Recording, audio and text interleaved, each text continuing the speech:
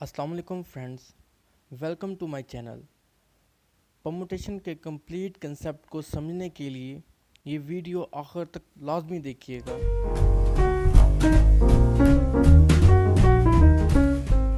Now let's start my video. Permutation. What is permutation? How we can solve permutation? तो आज हम इस video में जानेंगे कि परमुटेशन क्या होती है और इसे कैसे सॉल्व किया जाता है। सबसे पहले व्हाट इज़ परमुटेशन? परमुटेशन क्या है इससे पहले मैं डिफाइन करूँगा।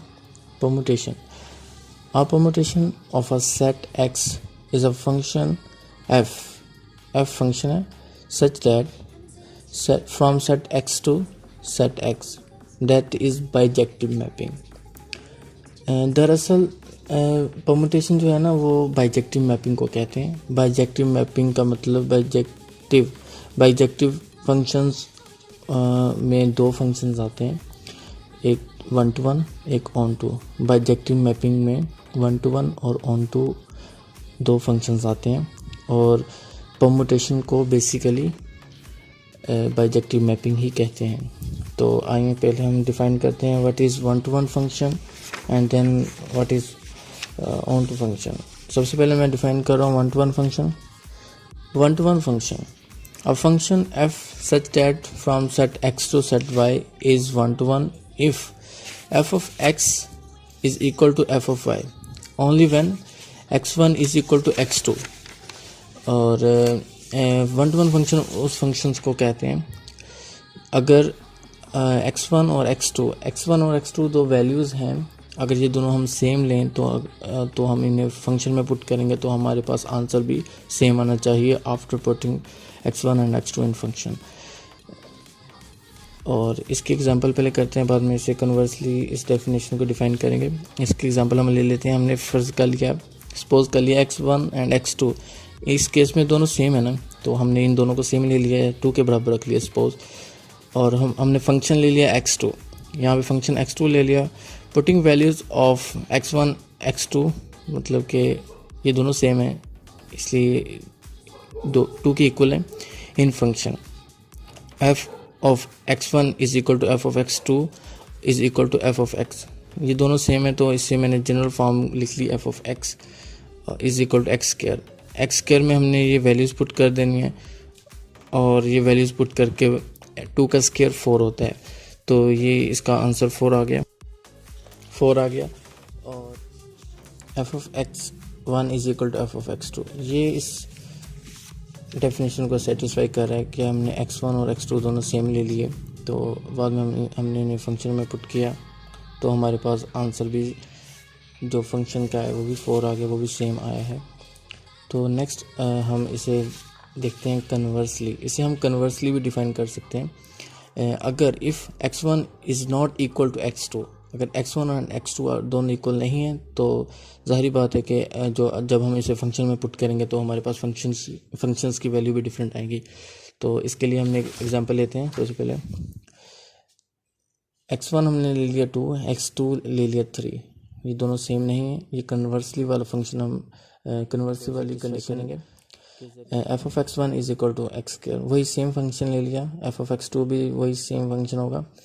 अब हमने वैल्यूज़ पुट करनी है, यहाँ पे 1 होगा, यहाँ पे 2 होगा। और जब हमने इसमें वैल्यूज़ पुट की, इसका स्क्वायर लिया, 2 का स्क्वायर किया, क्योंकि x1 की वैल्यू 2 है और x2 की वैल्यू 3 है, तो हमने 2 का स्क्वायर किया वही 4 आ गया, 3 का स्क्वायर किया 9 आ गया, ये दोनों बराबर नहीं है, तो ये कन्वर्सली वाली कंडीशन भी सेटिस्फाई हो गई। ओके, नेक्स्ट हम चलते हैं onto. What is onto? क्योंकि हम बाइजेक्टिव मैपिंग को डिफाइन कर रहे हैं तो इसमें हमने ऑन 1-to-1 पढ़ा था और ऑन टू पढ़ा था। अब मैं ऑन टू को डिफाइन करूँगा।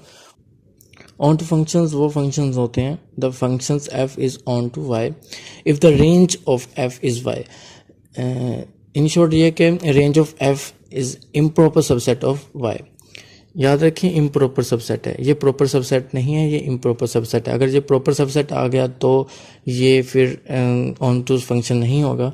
और इम्प्रॉपर सबसेट वो सबसेट होते हैं जो कि सेट y के इक्वल आ जाएं, सेम एलिमेंट्स आ जाएं और इनका ऑर्डर भी सेम हो, as it is Y set आ जाए तो उन्हें हम इम्प्रॉपर सबसेट कहते हैं। परमुटेशन में हमने एक सेट ले लिया x, याद रखें जो हमने डेफिनेशन पढ़ी थी f such that from set x to x। Bijective mapping होती है, दरअसल परमुटेशन को हम बाइजेक्टिव मैपिंग कहते हैं। तो हमने एक सेट ले लिया x, इसके जो एलिमेंट्स ले लिए 1 2 3 1 2 3, ये भी x से बिलोंग करेंगे, ये भी x से बिलोंग करेंगे, क्योंकि ये दोनों from set x to x है ना।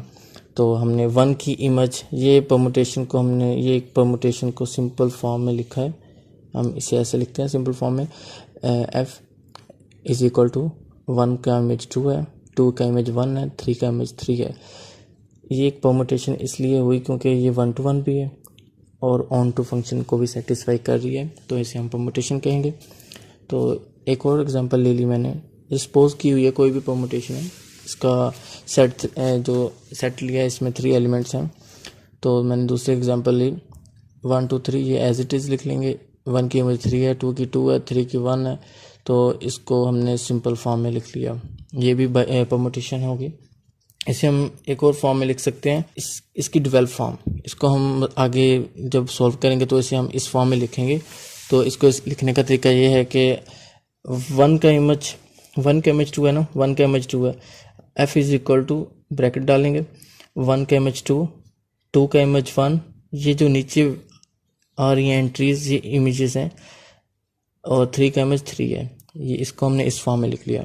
इसी तरह हम इसको इस फॉर्म में लिखेंगे 1 का इमेज 3, 2 का 2, 3 का 1। ओके, आगे मज़ीद हम इसे छोटी फॉर्म में कन्वर्ट करेंगे, वो इस तरह करेंगे क्योंकि ये जो ऊपर वाली वैल्यूज़ होती हैं ये हमेशा सेम होती हैं।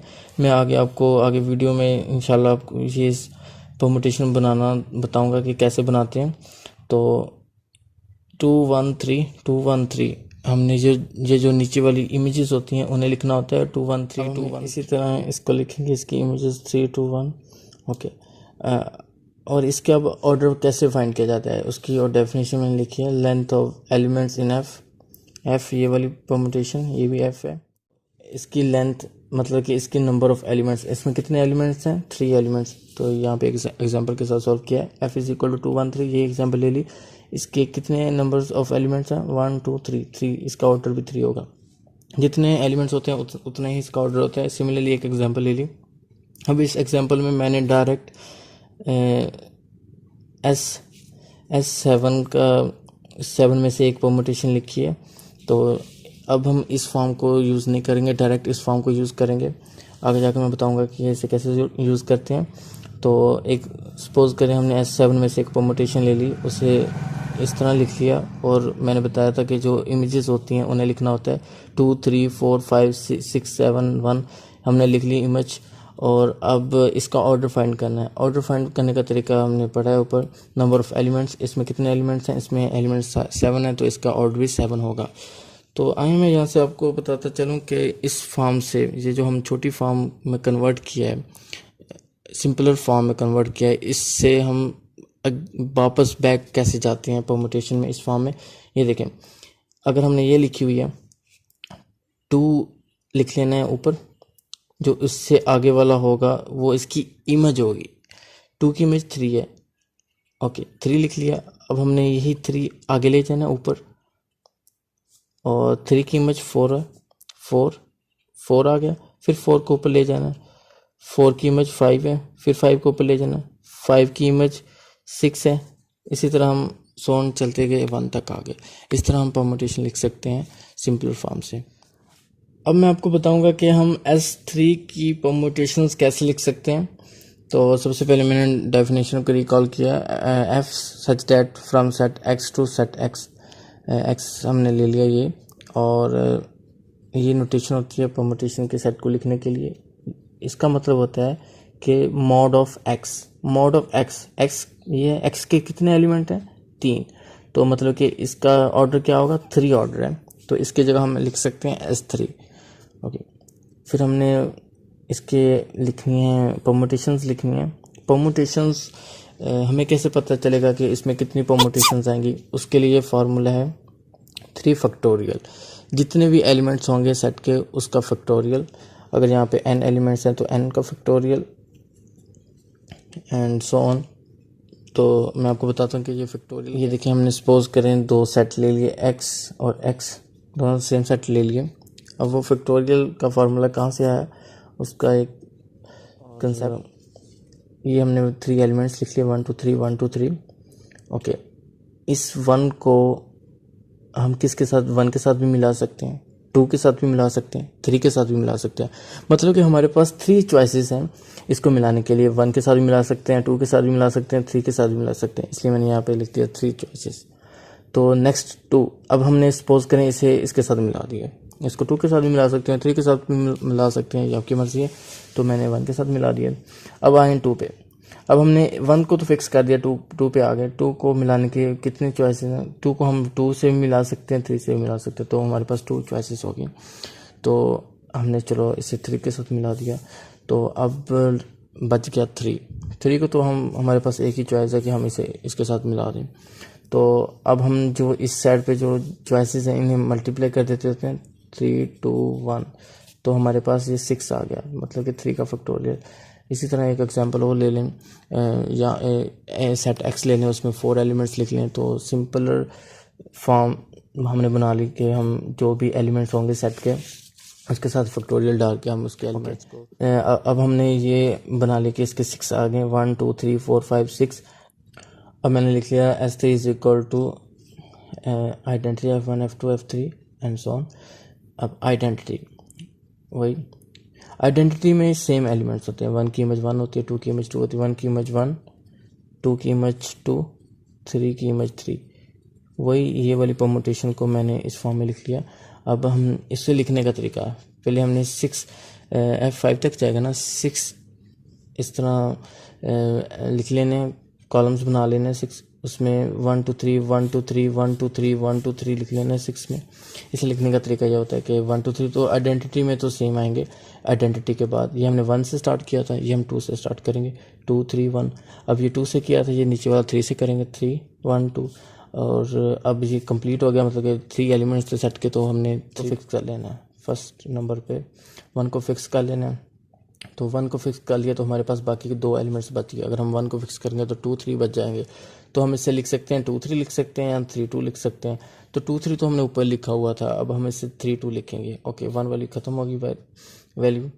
अब हमने 2 फिक्स कर लेना है। 2 जब हम फिक्स करेंगे तो हमारे पास 2 नंबर्स बच जाएंगे, 1 बच जाएगा या 3 बच जाएगा।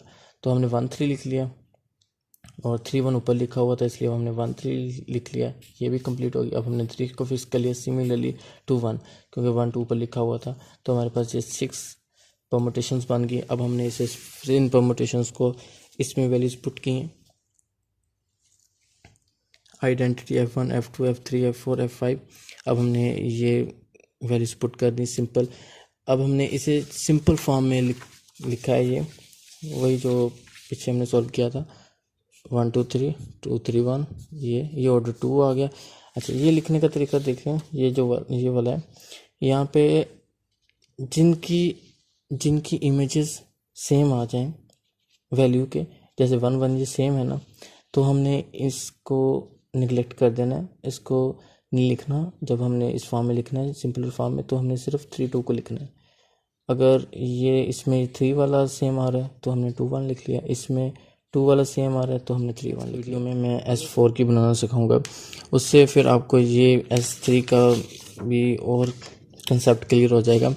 तो ये परमुटेशन बनाने का तरीका भी समझ आ जाएगा, और मैं आपको डायरेक्ट ये सिंपल फॉर्म भी बनाना सिखाऊंगा। ये सिंपल फॉर्म हम क्यों यूज़ करते हैं डायरेक्ट, इसकी भी रीज़न बताऊंगा। और इंशाल्लाह नेक्स्ट वीडियो के साथ मिलते हैं। जज़ाकल्लाह, अल्लाह हाफ़िज़।